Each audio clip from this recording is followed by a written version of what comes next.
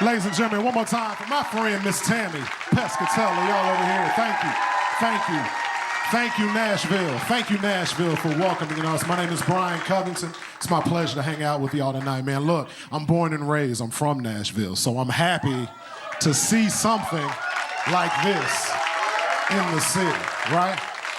You see all the growth that's happening. Any city you go to, man, any city you go to, I travel a lot. You can always check out when you go to a city that's been newly gentrified. It's beautiful and sad, right?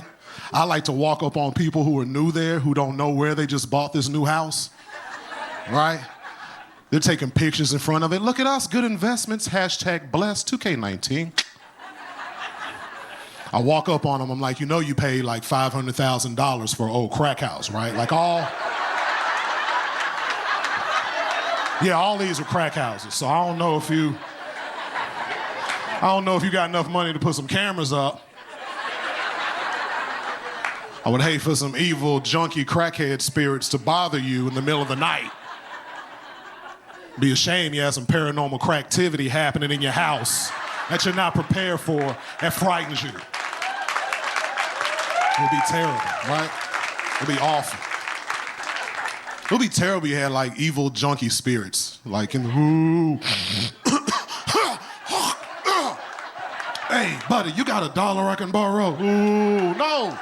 Paranormal cracktivity, I don't have $1 for you to borrow.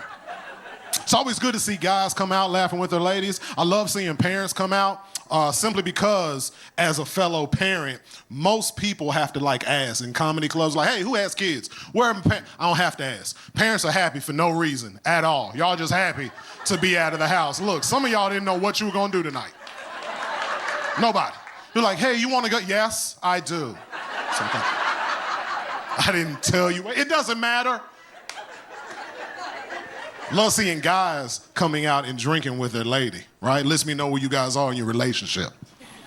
My wife has this thing she likes to do now called pre-gaming, which is a great idea. And if you're not familiar with tailgating, pre-gaming, this is where you drink before you go out to drink. Which is great if this is when you were first dating. You remember those days, fellas, right? Back in the day when you were first dating, you wanted her drinking as much as possible because you didn't know what was about to happen, right? You remember those days, sir. Now you've been together for a few years.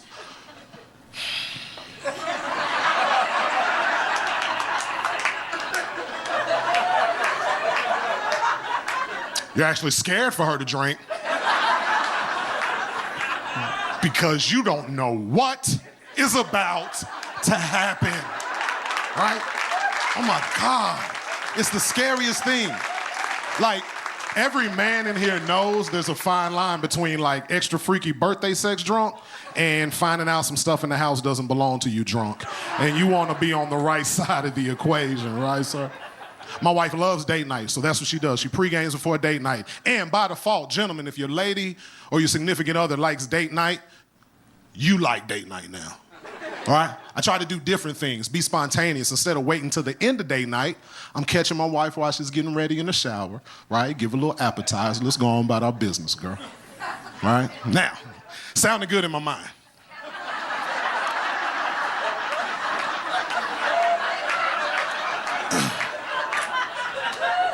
What I learned was, if your woman knows you're getting in the shower, she's got time to lather up, be cute. If she doesn't know that you're getting in the shower, it's probably the most unsexy thing you're ever gonna walk in on, ever, right? I don't know how they balance their leg on the side of the tub and scrub in between stuff and get up underneath and they scrub, and I was like, okay, just let me know when you get out. No, it's my fault. I should have told you I was coming in so you got time to pre-wash or whatever it is you're doing right now. I don't even know what's going on. Look, you tell me when you're ready. I'm downstairs. That's, whoa, okay. That's my razor, isn't it? Okay, so.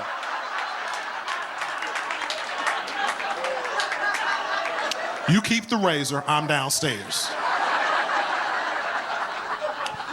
But we get out, we have a good time, man. The cool thing about it is that we had kids so early that like now we have to celebrate having old enough children where we're kind of on cruise control, right? The thing that I appreciate is, number one, if I would have known having kids early in life was this much fun on the back end, probably would have done it in high school. I'm not even gonna lie to y'all.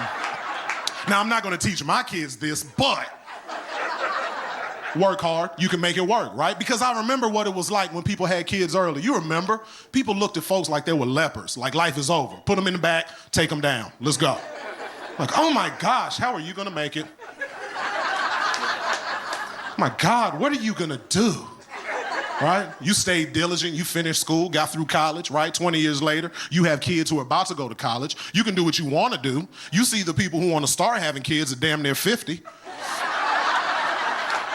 Now you're looking at them with pity like, how are you gonna make it? Like, what are you gonna do? Because we're about to go on a cruise. I don't know what you got going on other than looking like your kids' grandparents at the PTA meeting. I mean, you know, it's cool, that's your thing.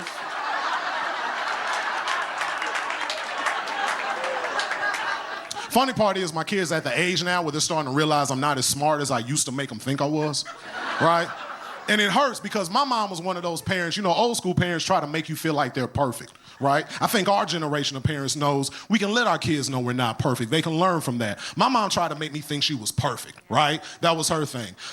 Number one, I knew something was off because I didn't have either her or my dad's last name. So I knew. Couldn't quite put my finger on it, but I knew something in the milk wasn't clean, right? But it was cool. She did the best she could, right? Now I'm raising young men, and it's crazy because I cannot fix anything in my house because I grew up with just my mom, right? We lived in apartments my entire life. Something was broke, call the maintenance man, right? Even when stuff wasn't broke, she called the maintenance man. But that's neither here nor there. She did the best she could. But it hurts because I happened to marry a young lady who was raised by Superman. Oh, he can do anything. This man just retired from a steel factory, right? This man can fix anything, right? And this man is high up in the church. Now, he's nothing like a deacon or a pastor or anything. No disrespect to those titles at all. This brother is the head of trustees, right?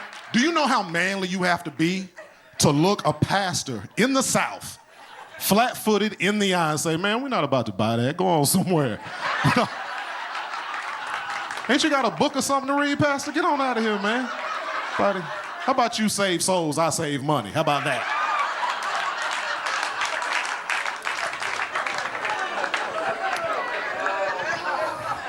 Bad part is he comes over and fix stuff, right? And my children get like fat.